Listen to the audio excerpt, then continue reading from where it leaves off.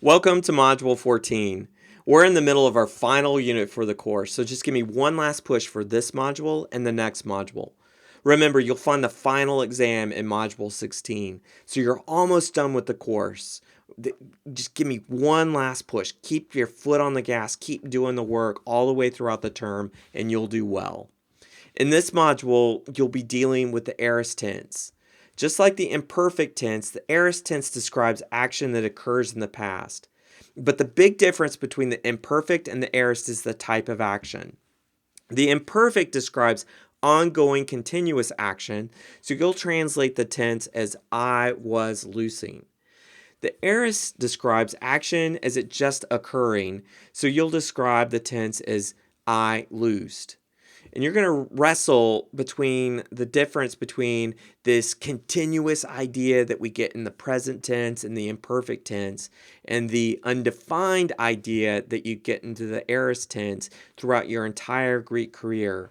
And there's going to be some implications between this continuous idea and the undefined idea when we get outside of the indicative and wrestle with non-indicative moods like the subjunctive and the imperative. But for now, just remember, when you translate that imperfect tense, translate it with the to be verb and the participle. I was loosing. That gives it the continuous action. And translate the aorist form with the ed, I loosed. That gives it the undefined action in the verb. Now, just like the imperfect, the aorist will have an augment. And the augment is simply an epsilon at the beginning of the word. Now remember, every word that begins with a vowel will have a breathing mark. So every time we see that augment, add the breathing mark. Also remember that verbs that begin with a vowel like akuo, the augment when it comes against that vowel will contract. So be mindful of that.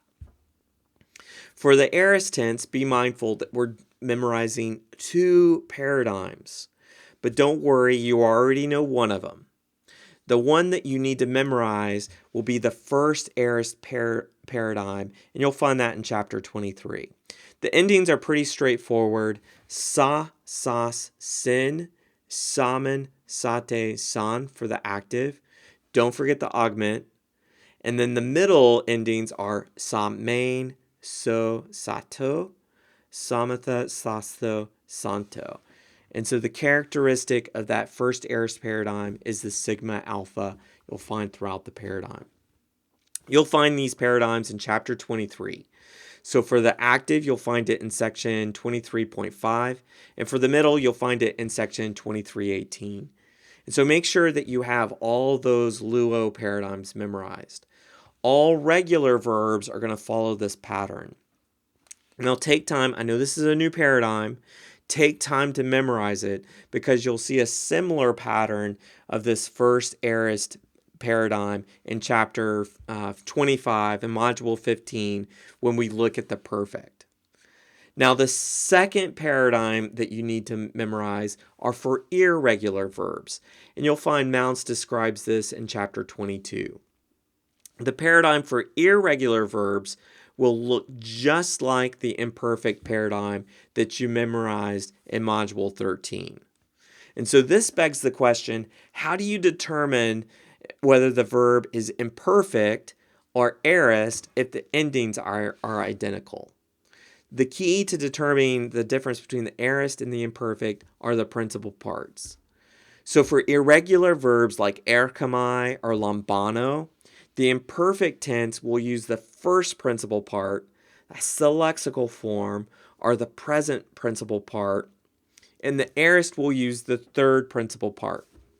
So for example, lambano, the imperfect will be et lambanon. We've got the augment, the first principal part, lamban, and then the ending, on, et lambanon. The aorist will use the third principal part, lab, and so we'll get the augment, the third principal part, lab, and then that imperfect ending on, so et laban. And so when you come across lambano and you need to determine is this imperfect or aorist, you got to look at the stem. Is there a stem change? If there's no stem change, it's imperfect, et labanan. If there is a stem change, it's aorist, et laban. One more note. Unlike the present tense or the imperfect tense, where the middle and passive forms are identical, the aorist tense will have a distinct middle and passive form. So when you're parsing a present tense, you can parse it as either middle or passive, but when you come across an aorist, it will be middle. And the same goes for the future. In chapter 24, Mounds covers these passive forms. So the best indicator that you're dealing with the passive voice verb, either the aorist or the future, is look for the theta, eta in the ending. And so the endings for the aorist passive will look similar to the imperfect, but with that theta, eta. The thane, thase, the, thamen, thete, thasen. The endings for the future passive will look similar to the future middle, but again with that theta, eta. So thesomai, these, thesetai, thesometha, thesatha, thesentai. You can find these paradigms in chapter 24. So for the aorist passive, you'll find it in section 24.5. And for the future passive, you'll find it in section 24.15. Now for irregular verbs, the aorist passive and the future passive are going to be keyed off of that sixth principal part. So our aorist active and middle will be that third principal part. For the aorist passive and future passive, it'll be the sixth principal part. That's it for now. Like I said, you're almost finished with the course. The next module will look at the perfect tense, and then the final module will have that final exam. So you're almost there.